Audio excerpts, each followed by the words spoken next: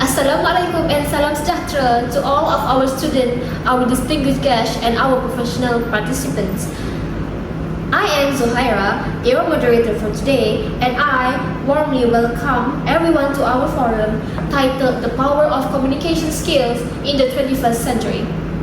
In today's highly connected and rapidly evolving world, communication is more than just a skill. It is an essential tool that impacts every aspect of our personal, academic, and professional lives. For example, a student participating in a group project who cannot articulate ideas clearly may cause confusion, wasting time, or miss deadlines. Similarly, in the workplace, an employee with brilliant ideas may see their contribution overlooked if they all fail to communicate effectively. So, communication affects relationship and trust. Poor communication can damage relationship even when intentional or positive. Even when clear, empathic, and respectful exchanges strengthen trust between colleagues, teachers, family, and friends. For instance, a manager who communicates expectation clearly help their team avoid misunderstanding and improve morale.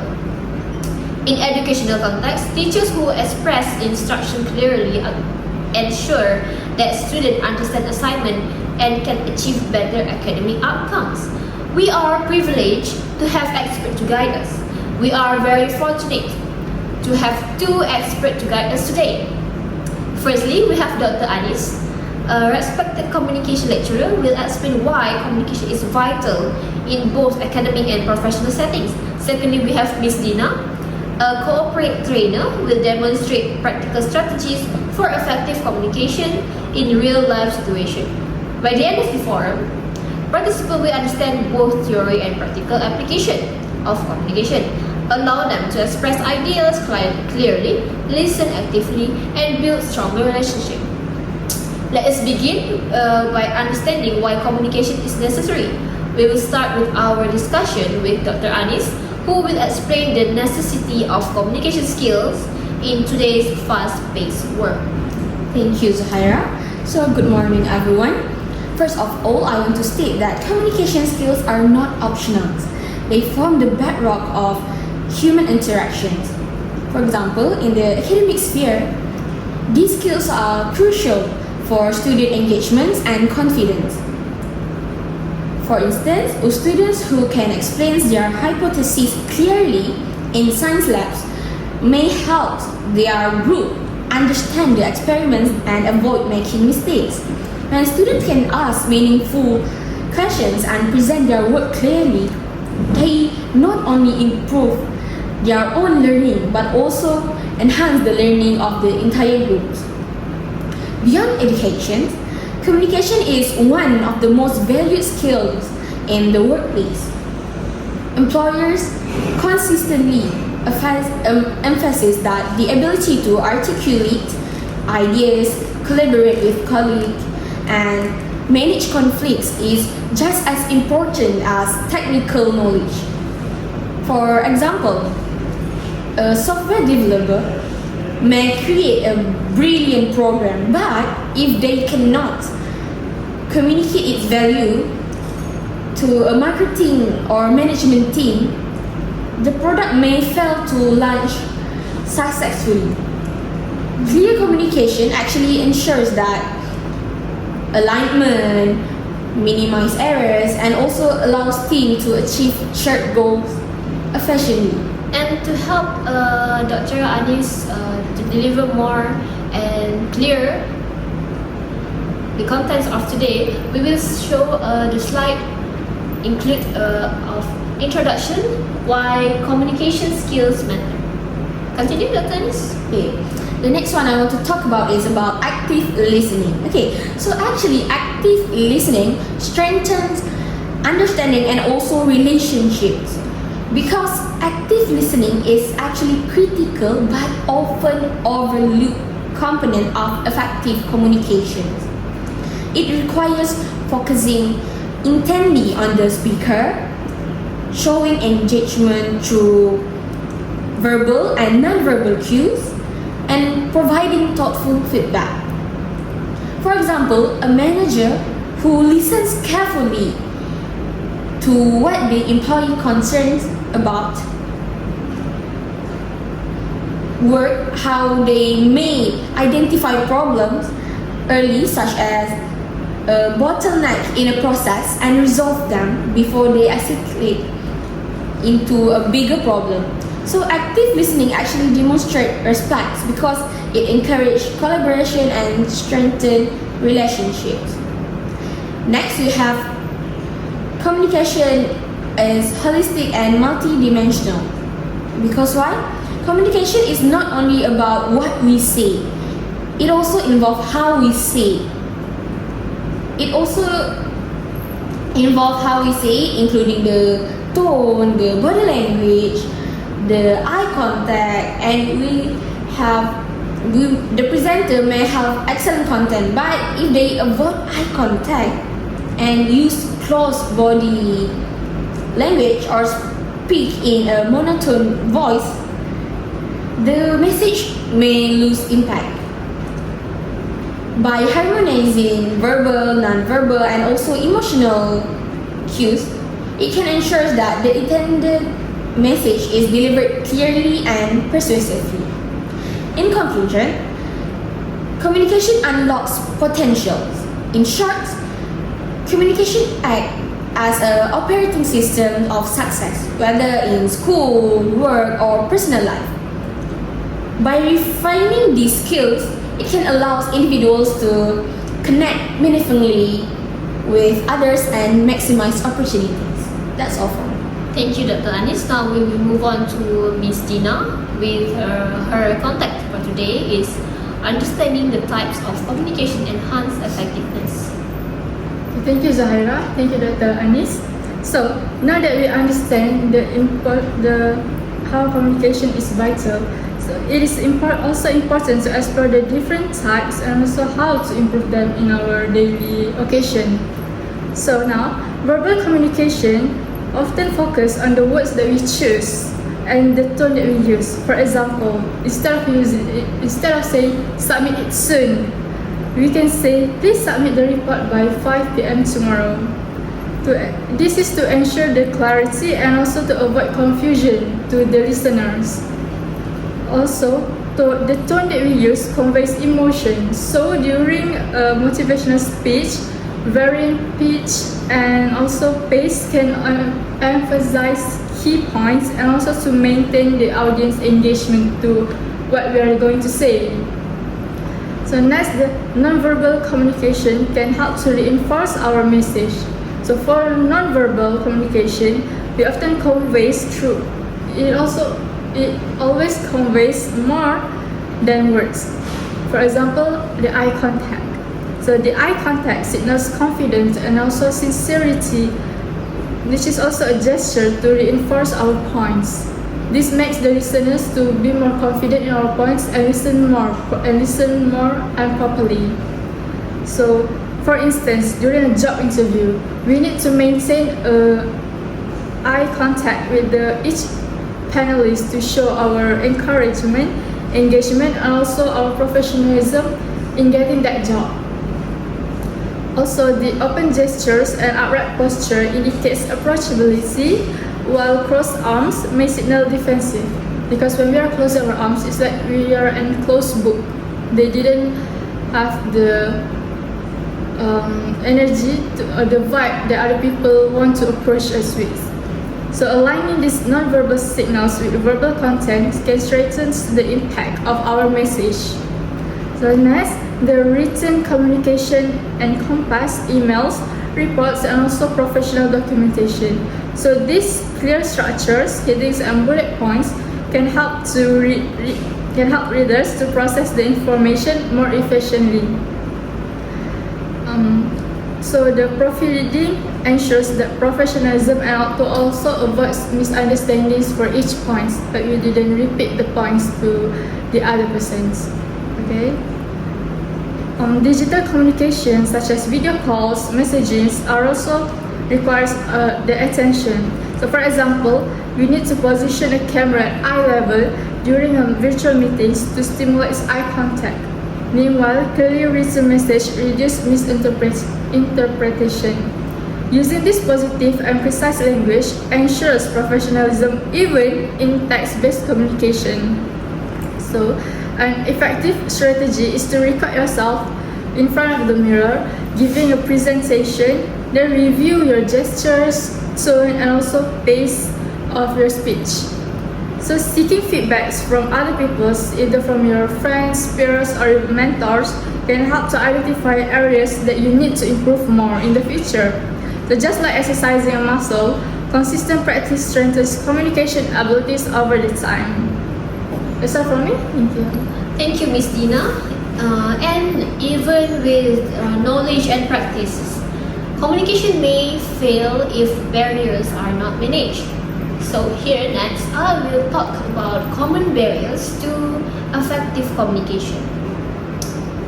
So if we see here, language differences, emotional states, cultural norms, and environmental distraction all affect how a message is received. For instance, using technical jargon with someone unfamiliar with the terms may lead to the confusion, such as saying implement agile Scrum methodology without explaining the steps involved. Emotional and cultural barriers must be addressed carefully. Strong emotions such as stress or anger can distort both speaking and listening. Criticizing a teammate harshly during a tense moment may create a resentment, whereas pausing and responding empathically, such as saying, "I understand your perspective, let's find a solution together." Foster cooperation. Meanwhile, cultural differences also play a role. Silence may indicate respect in one culture but disagreement in another. Asking gently, "Could you share your thought?" ensure clarity without offending anyone. And lastly, we have environmental barriers can disrupt communication. External conditions like noise, poor lighting, or unstable internet connection may also affect understanding. For example, an online meeting disrupted by poor Wi-Fi can cause participants to miss instruction. Choosing a quiet, well-lit location and confirming critical points in writing can overcome such as barriers.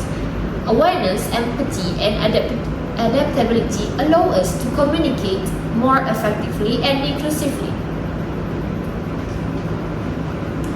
So we will be moving on with the Q&A session with all our students and our participants today. So we have come to our end for today's forum. Communication is the most powerful tool for success.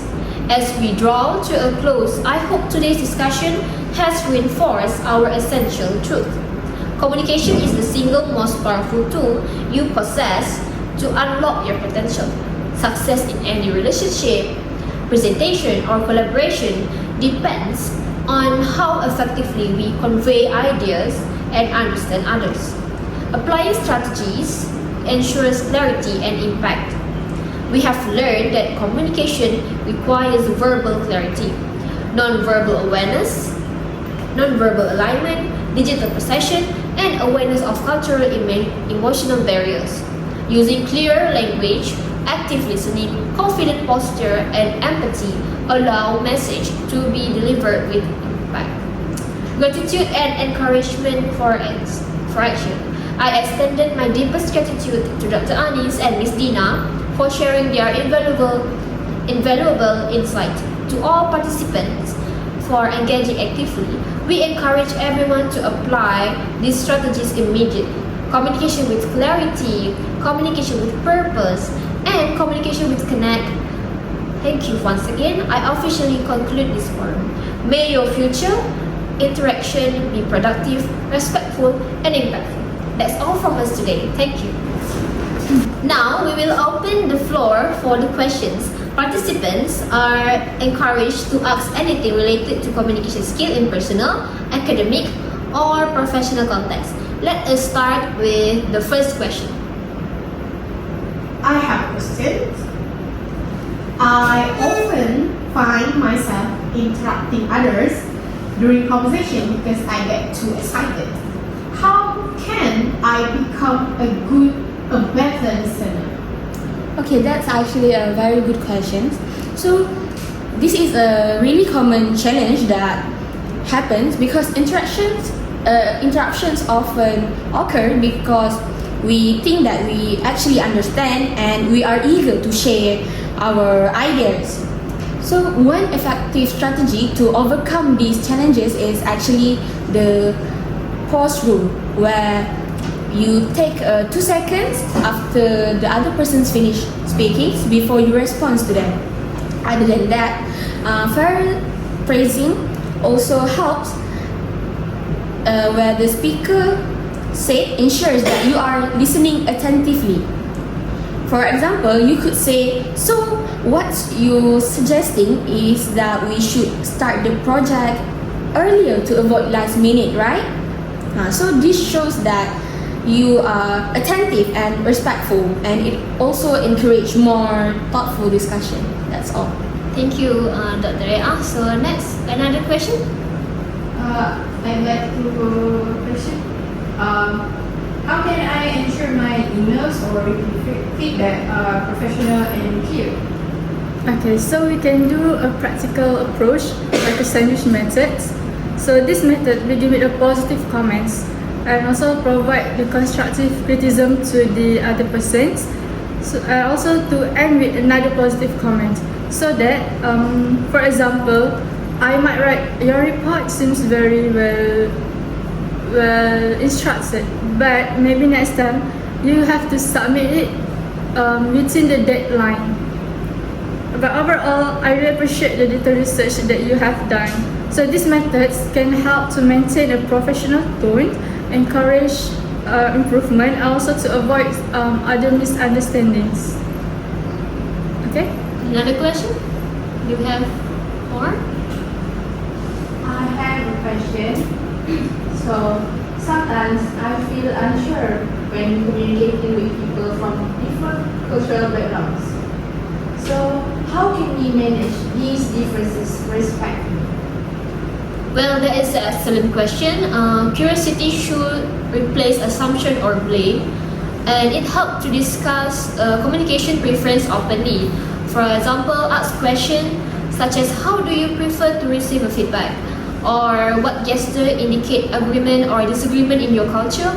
And this approach fosters understanding and build trust. For example, in one team, a nod might mean agreement, but for some, silence could indicate respect. And clarifying expectation prevents miscommunication and strengthens the collaboration. Do we have any more questions?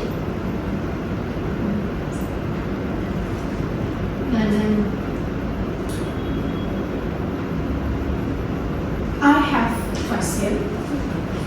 How do I communicate effectively in virtual meeting where people tend to multitask? Okay, so virtual communications requires both clarity and also engagement. Start by stating your objective clearly and summarizing key points throughout.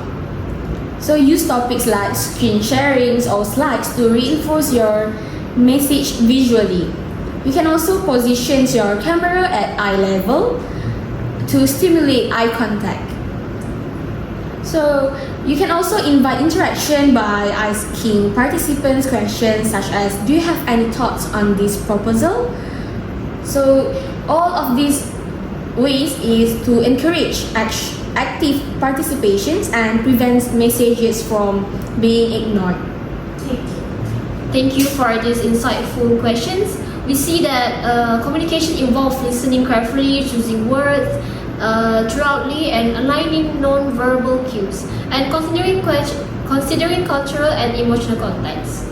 So I guess that's all for our Q&A session. Thank you, the audience and our fellow participant up here. Thank you. Thank you.